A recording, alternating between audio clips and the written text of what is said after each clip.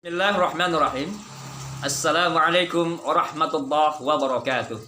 Alhamdulillah wassalatu wassalamu ala Rasulillah wa ala alihi wa sahbihi wa mawala. Saudara-saudariku sekalian yang dimuliakan dan dicintai oleh Allah Subhanahu wa taala dimanapun berada. Apa kabar semuanya? Saya doakan semua senantiasa dalam limpahan rahmat dan lindungan Allah Subhanahu wa taala. Pada saudara-saudaraku yang diuji dengan penyakit, semoga Allah angkat semua penyakit-penyakitnya. Yang diuji dengan kesusahan dan kesempitan rezeki, semoga Allah mudahkan segala urusan dan rezekinya. Amin ya rabbal alamin. Dalam kesempatan kali ini saya akan memberikan satu motivasi dan tips bagaimana cara agar Allah ridha kepada kita dan memberikan kemudahan urusan dan rezeki dalam seluruh perkara-perkara yang kita hadapi. Oke.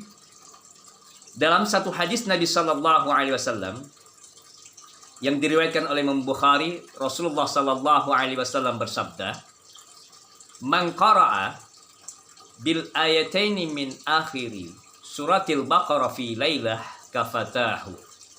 Yang artinya, barang siapa yang membaca dua ayat terakhir dari surah Al-Baqarah di waktu malam, maksudnya sebelum tidur, maka ketika dia terbangun, Allah akan mencukupi segala kebutuhannya. Saudara-saudaraku sekalian, hadis ini memberikan pelajaran kepada kita bahwa sesungguhnya yang memberikan dan memenuhi hajat kebutuhan-kebutuhan kita pada hakikatnya adalah Allah. Ya. Jadi kita selaku hamba, marilah kita selalu memohon dan meminta pertolongan kepada Allah. Wa idza sa'alta fas'alillah wa idza sta'anta fasta'in billah. Di dalam hadis ini para ulama menafsirkan bahwasanya siapapun yang membaca dari Quran surah Al-Baqarah dua ayat terakhir, maka Allah akan cukupi segala kebutuhannya. Apapun itu, kebutuhan yang sifat dunia dan kebutuhan yang sifatnya ukhrawi. Yang sifatnya dunia, di antaranya apabila di antara saudara-saudaraku diuji dengan penyakit, dengan kesempitan dan kesusahan hidup, maka dengan kita membaca dua ayat terakhir dari surah Al-Baqarah ini, ketika kita mau tidur, maka insya Allah ketika kita bangun, Allah akan cukupi kebutuhan kita. Apabila kita sempit rezekinya, maka mudah-mudahan dengan izin dan ridhonya Allah lapangkan rezeki kita. Kalau kita sakit, mudah-mudahan Allah sembuhkan penyakit kita. Kalau kita dalam keadaan gelisah, galau, merana, cemas, was-was, maka Allah akan ringankan, bahkan hilangkan rasa was-was, cemas yang ada dalam diri kita. Nah, sebagai seorang mukmin, kita harus selalu memohon kepada Allah Subhanahu wa taala. Maka salah satu wasilah untuk memenuhi segala kebutuhan dan hajat kita, maka amalkan dua ayat terakhir dari Al-Baqarah ini. Rasulullah SAW menganjurkan kepada kita sebelum tidur untuk senantiasa berdoa dan membaca surat Al-Ikhlas, surat Al-Falaq, dan surat An-Nas. Lalu kita tiupkan, usapkan ke seluruh badan kita sebagai bentuk ruqyah, perlindungan dan penjagaan. Nah, dari tiga surat ini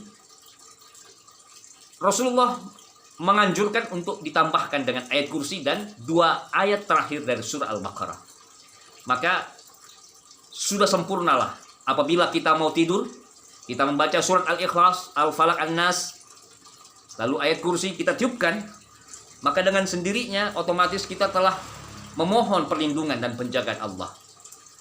Ya, secara batiniah spiritual, kita akan dijaga, dilindungi dari segala kejahatan makhluk berupa gangguan jin, sihir, maupun kejahatan manusia. Dan yang ketiga, ketika kita menambahkan dengan dua ayat terakhir dari surah Al-Baqarah, maka insya Allah Allah akan penuhi hajat kebutuhan kita. Bagi yang miskin, insya Allah Allah akan berikan kecukupan. Bagi yang sakit, insya Allah Allah akan sembuhkan penyakitnya. Bagi yang cemas, was-was, gelisah, Allah akan berikan kenyamanan dan keamanan di dalam hati dan pikirannya. Apa bunyi surat tersebut dari surat Al-Baqarah tersebut? Berikut cuplikannya dan bacaannya. أعوذ بالله من الشيطان الرجيم آمن الرسول بما أنزل إليه من ربه والمؤمنون كل آمن بالله وملائكته وكتبه ورسله لا نفرق بين أحد من رسله وقالوا سمعنا وأطعنا غفرانك ربنا وإليك المصير لا يكلف الله نفسا إلا وسعها لها ما كسبت وعليها ما اكتسبت ربنا لا تؤاخذنا إن نسينا أو أخطأنا ربنا ولا تحمل علينا إصرا كما حملته على الذين من قبلنا ربنا ولا تحملنا ما لا طاقة لنا به واعف عنا واغفر لنا وارحمنا أنت مولانا فانصرنا على القوم الكافرين. Oke, demikian ayatnya. Nanti saya akan tuliskan di kolom deskripsi. Bagi yang belum menghafalkannya, boleh membaca Al-Quran. Adapun yang sudah membacanya atau sudah mengetahuinya, saya ingin mengajak kita amalkan apa yang sudah kita ketahui. Insya Allah, yakinlah kepada Allah bahwa tidaklah Allah turunkan sesuatu penyakit, melainkan Allah akan turunkan obatnya. Tidaklah Allah turunkan masalah kepada kita, melainkan Allah akan turunkan solusinya. Oke, jangan kita pernah bersedih, jangan pernah kita merasa berprasangka buruk terhadap kejadian dan takdir yang menimpa kita. Yakinlah bahwa pertolongan Allah itu sangat dekat, dan yakin pula lah bahwa Allah senantiasa bersama orang-orang yang memohon dan meminta pertolongan. Ud'uni astajib lakum. Mintalah kepadaku, maka aku akan mengijabah segala doa-doa dan permohonanmu. Demikianlah dari saya, saudara-saudaraku sekalian. Semoga tips ini bisa kita amalkan, tidak hanya kita dengarkan. Ya, kita amalkan, kita praktekkan, maka insya Allah apa yang disabdakan Nabi tadi akan terjadi pada diri kita. Akan ada keajaiban yang akan kita rasakan secara lahir, batin, secara jasmani maupun rohani.